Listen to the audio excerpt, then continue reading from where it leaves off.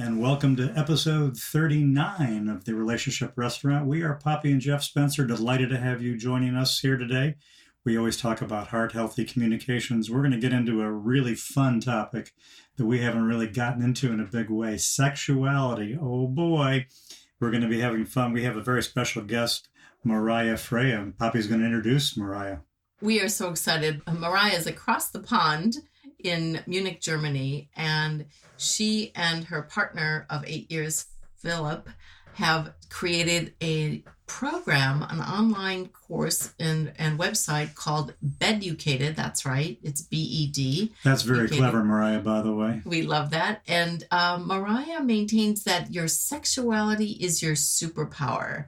When we love that. And we're going to get more into this, and behind the scenes, under the sheets, we're gonna tackle it all. So welcome, Mariah. Thank you so much for having me. I'm excited to jump right into the oh my god topic. I'm into superpowers here. Where we love superheroes, and I love superpowers. So let's talk about sexuality as a superpower. Yeah. We at Beducated really believe that sexuality is not something we have to be scared of, or where we have to think that we cannot change it or settle with the mediocre. We believe that it is way more than just pleasure or a great adventure, but we believe that it is really a supercharger, like a battery for our life. And it is really an opportunity for us to grow as individuals, and then to be able to connect deeply with ourselves and also others. And that obviously benefits the relationship keeps. So in our online courses, which is basically mindful sexuality and relationship education for grown-ups, we really offer a way for people to study this from the comfort of their home. So there's no reason to go somewhere on a workshop and have a weird experience. No, for us, it's really important that people feel very safe and held in a space. And the best place for that is at home with their partners or by themselves, and really have that experience in their own pace and time. That is incredible. So tell us, we love the title of your business, Beducated. Tell us a little bit how you and Philip started it. Sure. We are now together for 10 years, and probably around 8 years ago, I was working as a social worker back then for a women's empowerment NGO in India. And I found it so fascinating how these women where I was working were feeling so empowered, and so in a way compared to Western women, I was really surprised how empowered they were and how much they were speaking up for themselves. And I realized I wasn't really empowered. I mean, I had all the tools to presumably be empowered, but it felt like I was missing a really important link. So in this NGO, I met out of the blue full-fledged tantrika, so a woman that has studied tantra and conscious sexuality.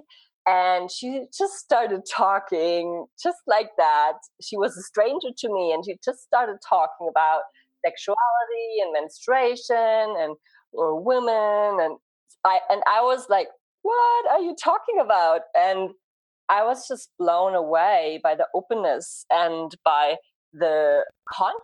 As a kid, actually, I used to be always very curious about topics that nobody would like to talk about. It would actually attract me. So it was something like, oh my God, like I have to discover this more. So Philip and I, we decided to visit a Tantra workshop in northern India. And that was pretty much the beginning of a journey until today, where we discovered our own desires, also explored our relationship more, looked into what we liked, what we don't like, and, really going deeper. And it was like a door opener for us, or an eye opener. And along the way, and it's really weird to look at my pictures back then, how much I changed as a person, but not just as a person internally and like from an inner feeling, but also externally, how I look. And so I really discovered that once people work with their sexuality, once they use what we say the last frontier of personal development, which is sexuality, in my opinion, it is like an amazing opportunity to really shine and really utilize that energy that is inside of all of us. And not just for, better sex, but really for connecting with each other and ourselves. And then from that place, being able to manifest the life that we want to manifest. That is beautiful. I think we had told your team members before that I have taught undergraduate psychology for many years. And in my 8:30 a.m. class, many of my college students were tired. They had little or no sleep. But when I would talk about human sexuality, laptops would close, they'd sit up straight, they were all ears, eager to listen. Yeah, I know. You just mentioned a Tantra sex workshop. It's like I almost went into a cold sweat thinking about that. It's like, holy cow, that sounds wild. So the millennials I taught, it occurred to me that they had very limited sexual information still, even though they were between 18 and 24, and were eager to learn about human sexuality. I had students from 5-6 different countries. So why is it that sexuality around the world is still kind of a taboo subject? I think it's a really great question.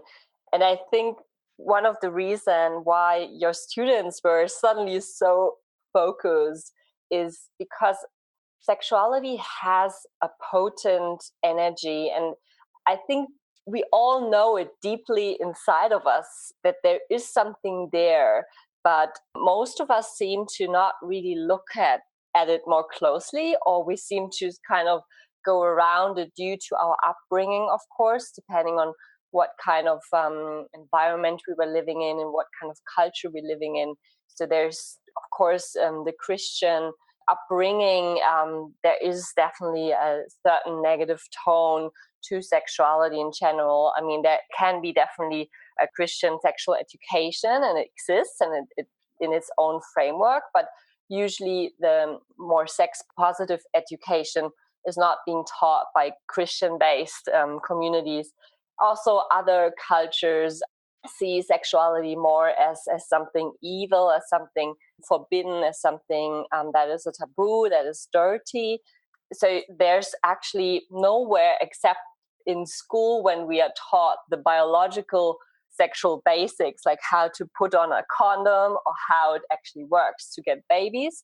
Like there's not really a place anywhere in the world officially where we can go and just study lovemaking or learn how to kiss. And so most people go through trial and error and end up being very frustrated. And of course, when we're a teenager, we go through all of that and we have maybe our first relationship and we're so like tame and unsure and in the midst of hormonal changes. So we're very insecure as well. So that adds on top of the whole first sexual experience. And it is somehow, it seems like most of the sexual frustration that I found now also in adults is being built already back then when we were teenagers. It were these first experiences that were really frustrating, that were hurting for women, or that were not really consensus or not really in a way how they wanted it or how they imagined it to be. And this really goes deep into the psyche and deep into the subconscious and somehow keeps repeating for people. So I think when students are hearing things about sexuality, new things, it's like, oh my gosh, tell me more, because I really need this. I really need this in this very moment when I'm exploring it, but also later. It is really, I find, crucial for adults to offer a platform where they feel like they can express their frustrations. First of all, heal their own blocks that they accumulated along their own sexual journey. Of course, there's also the other aspect of that it's human connection ultimately. It's intimacy that we're looking for. It's a deep human desire. So I think that's why we're all so curious and always want to read that sex column in the magazine. But then the thing is that there's nowadays so much information out there. So millennials are actually, I feel, struggling even more because it's everywhere. Sex is everywhere, and it's also nowhere in the same time. I think you hit a really good point. Can we get to that? I just wanted to go back to something that you said earlier, is that this is what I used to teach in the classroom, that 60 years ago, in a Christian-based world, certainly in the Western world, we had that sex was absolutely forbidden. It was a way for population control. And what's one of the most influential ways that we could make people not get pregnant? Well, let's shame the woman. And so we still have slut shaming today. And I'm just wondering why, with the introduction of the birth control pill back in the 60s, that didn't eradicate and get rid of that slut shaming that still is in existence today. So that kind of doesn't make sense to us. Do you have any thought on that? Yeah, I think it's a really, really great question. So as far as from what I've perceived from our students and from people that are in our community, there's definitely information, and most people bought maybe a book about sex, or perhaps most of them watched porn, some of them on a regular basis. So there is a lot of content out there around sex, but it's not really what's real, what we can really bring into our own bedroom. It's so different from our own experience, how we experience sex. So I think it's really hard till today to find authentic teachings and ways and tools, especially practical tools that are easy to implement and, not too esoteric and too woo-woo or too kinky or just too wild, but just, that meets a normal human being and that is able to give them a tool to feel more confident, to say what I like, to say what I don't like, and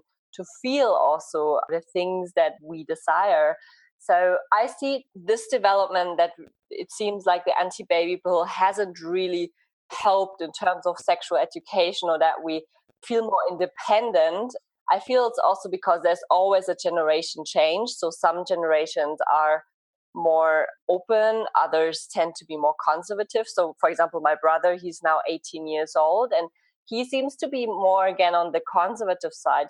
He waits until he actually sleeps with somebody for the first time because he's waiting for his special one. And I think in my generation, it was a bit different. It was like, okay, getting it over with as quick as possible. So it seems like there's this aspect, but also still the lack of accessing authentic teaching, or that everyone is able to get access to these teachings that really work and that really bring in an authentic intimacy here. Yeah, speaking of that word intimacy, we had a good conversation with a rabbi a few episodes back about this topic.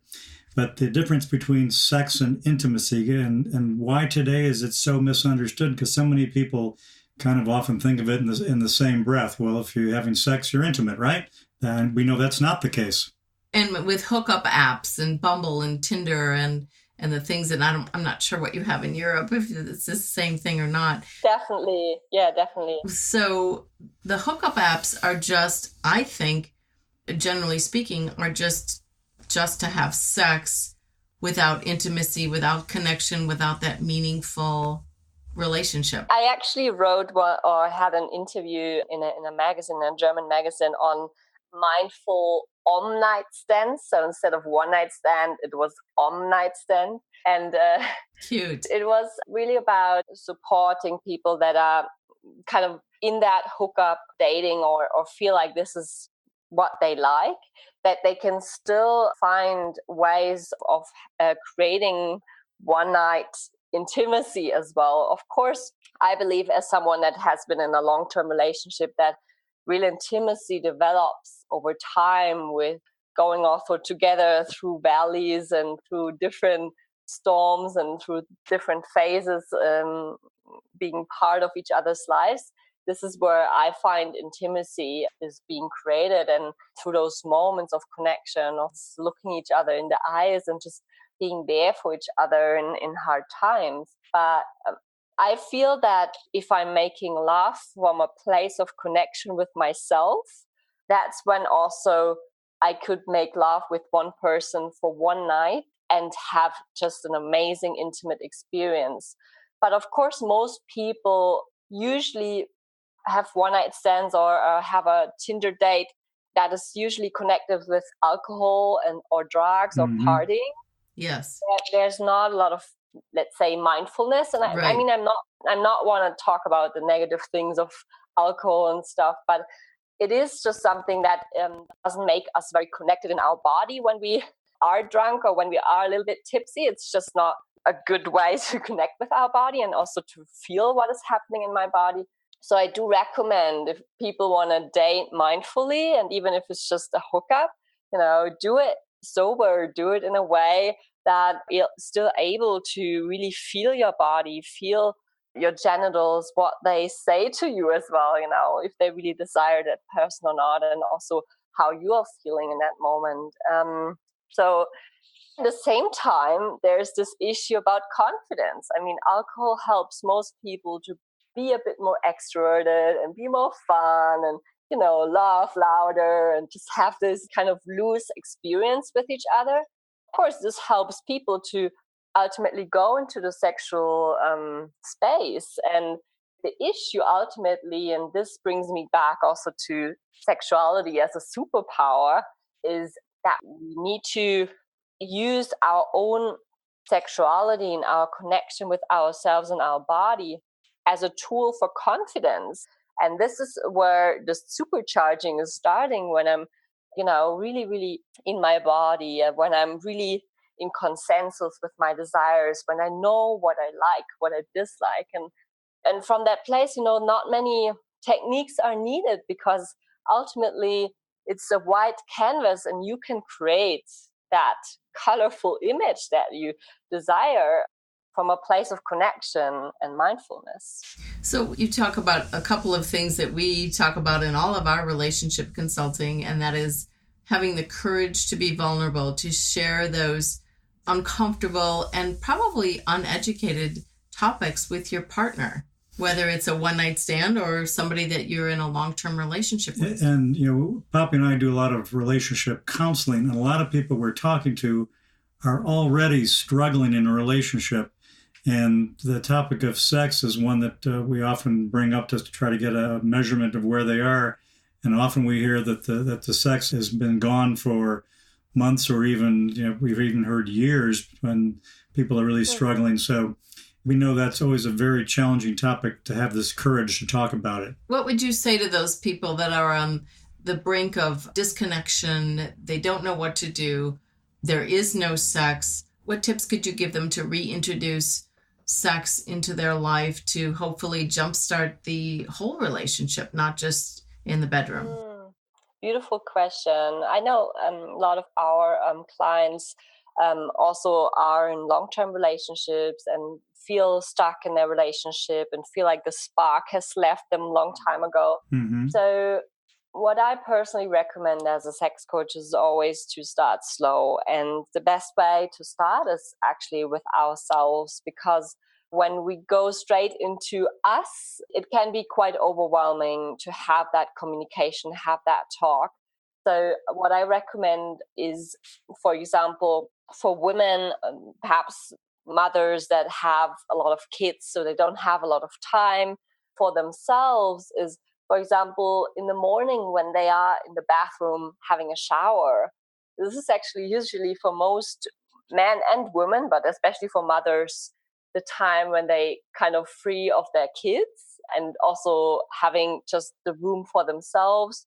So this could be a moment of, using the soap not in a rough and unconscious way, but actually applying the body soap, showering soap as a way of worship. So like, it's just a fine change in how we're touching our body, but it makes a huge difference, if we're just rubbing very fast and just get it over with, or if we're actually starting to enjoy this experience that we're having with ourselves here in the shower, feeling also the water running over our body, how it's washing away perhaps tension, shame, guilt, using that as an opportunity to clarify some of the things.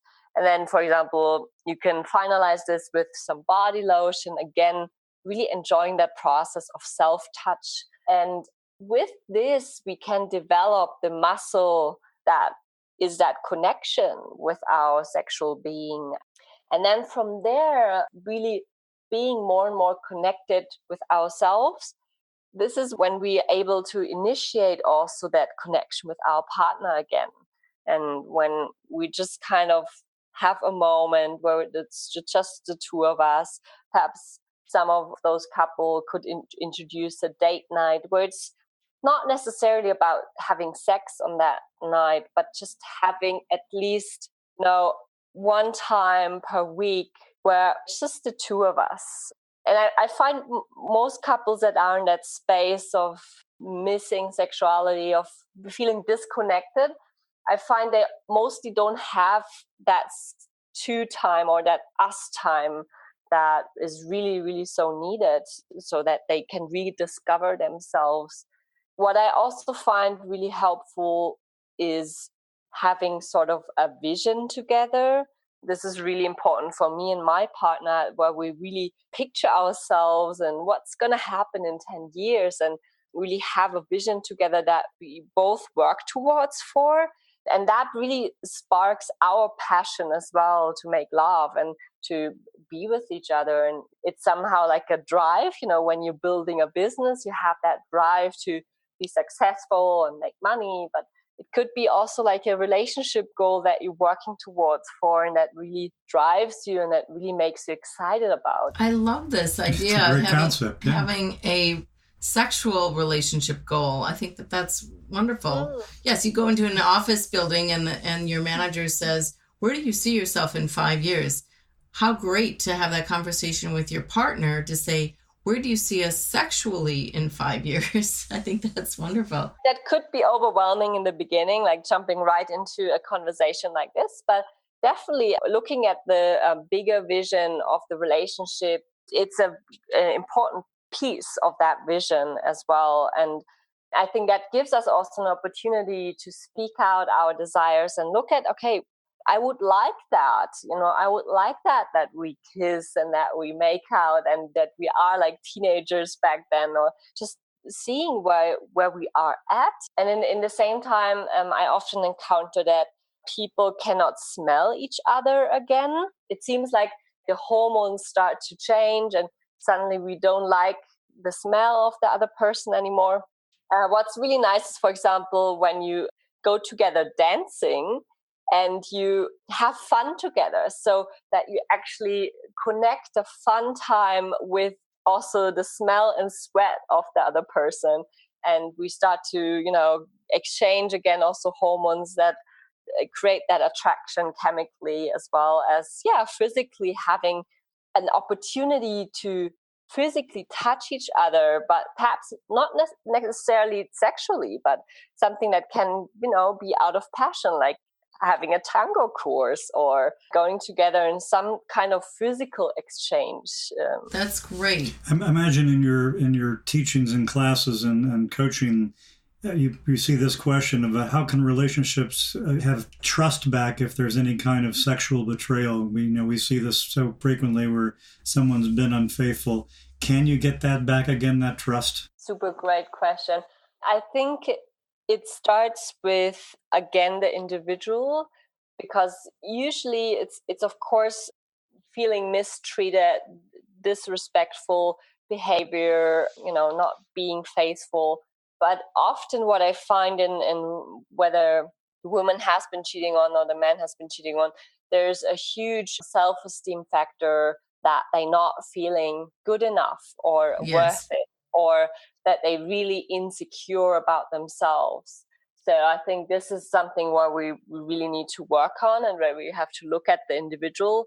How can they strengthen their self-love first, their self-worth? Yes. And then ultimately go beyond that relationship and create also the effect of, I'm good enough to have friends that adore me, or that I'm able to see, like, if it's not reflected in my partner, that at least another environment that supports me, that is cheering me up, and empowering me too. This can really be helpful. Like, look at also your friend circle. Are they supporting you in your own gifts and what you bring to the world, or are they more dragging you down as well? And then, of course, from that confidence, I think definitely a couples therapy or form of counseling is definitely needed, where both parties are being heard and where there's just being space for sharing in a sort of held space, because there's so many emotions attached, and when we're hearing our partners speak about it, it hurts so much, and we might just not be able to listen just for a moment. So really giving opportunity to both sides, I think, is very important. And on last week's podcast, we had the Satori Prime brothers. They said the same thing that we underscore as well, and that is, if self-love is good, it's high, you have that confidence, you have the self-worth is in check, it will translate to all areas of your relationship. Yes. So one of the things that we also asked about, and we have a few more minutes left here, if somebody comes to you and they've experienced past trauma or sexual abuse, how are ways that they can manage that with themselves, with their partner? Is open communication the best way to approach that? I think it depends how long are they together with their partner and how committed they are with that relationship. If they want to really take that relationship deeper and really go all the way, I definitely recommend an open communication. But it really depends on how much that individual has worked on their own sexual trauma before. So if they already had intensive therapy or different forms of sexual healing and is in a place of talking about it, I think that's great. I mean, there could be situations where the trauma is very fresh and hasn't been really worked on. So it can be very overwhelming also for partners. But I would recommend, if that is the case, still talking about it, but very soon finding professional help and perhaps even involving the partner into a couples therapy or a form of space too, where the partner is being involved as well, because there is a different form of understanding needed and high empathy needed and a sensitivity for these people, because they need to regain their sensations. Often they're very numb, so they don't really feel and get themselves into sex or sexual practices that might actually be hurting that trauma even more. So yes, that's what we've experienced with some of our clients. One more thought we'd like to ask about. I think back to my own youth and relationship with my parents, and sexuality and sex was nothing that was ever discussed. Very conservative people that weren't comfortable talking about sex. My parents, wonderful people. I adore them both, but we didn't talk about sex. What's the best way for people to talk and address their children about this topic of sexuality? How do you best coach people on doing that? Well, for parents to approach their teens and children. As we discussed before, sexuality is not just hanky-panky in the bedroom or, making love in the bedroom. It's also how we touch each other, how we look at each other, kissing during the day, hugging during the day, exchanging intimacy. And I think if children grow up with parents that show a certain level of intimacy, this is already one big step of educating them, or beducating them, you could also say. Mm-hmm. Sure. So really cultivating this love language, as a couple, as parents, and of course also being sweet and having body contact also with the kids in a, of course, safe way.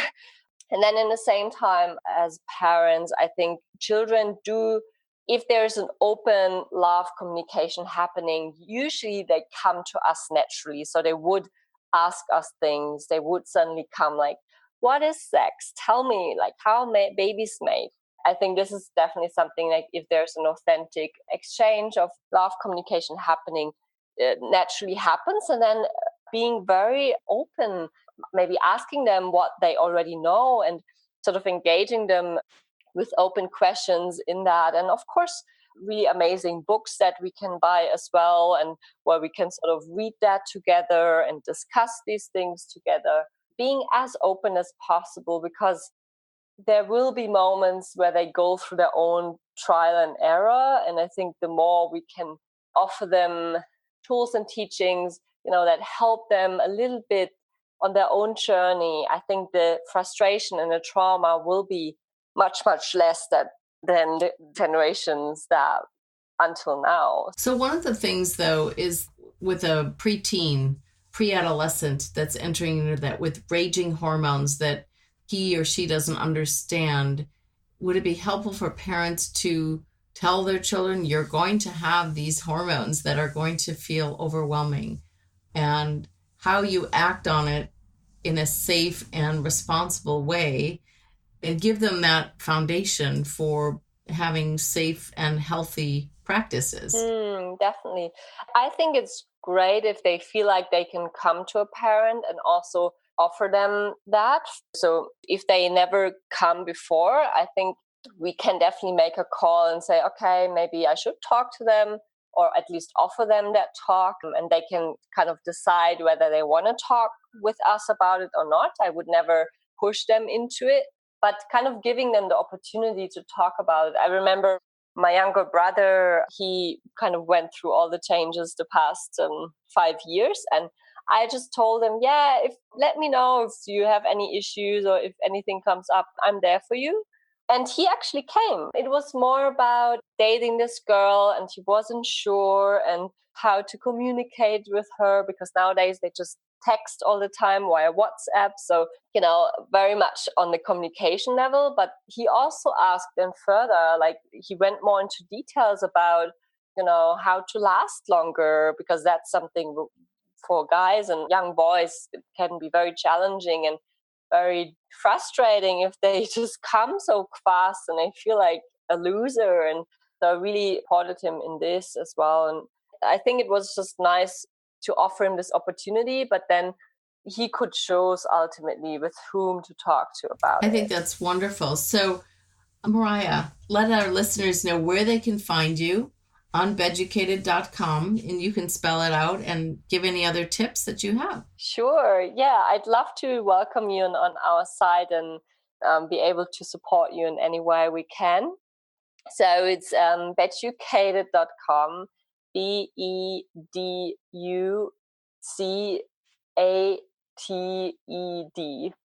I think I said it right. Yes, you did. Perfect. All right. Now, happy to welcome you there. And we are so appreciative that you shared these vulnerable and courageous and intimate insights with us. I think everybody really got a good handle on how they can approach that. At least a very good start. One of these topics that we don't share and talk enough about. It's something we need to open those doors and get people willing to be vulnerable and willing to share their fears, willing to say what they really want. Yes, and I like the worshiping the body. I thought that was wonderful. Yes, that's definitely homework also for men as well, because I feel like they're too rough with their bodies too. So I think it's a great practice for us all. And it was a pleasure sharing this with you all. And let's really hope that the next generation, and we already start, of course, as individuals to commit to this and learning more about this and making it a practice of growth and personal development. Yeah. I love it. The last frontier is sexuality and our personal development. Thank you, Mariah. And we so look forward to connecting again.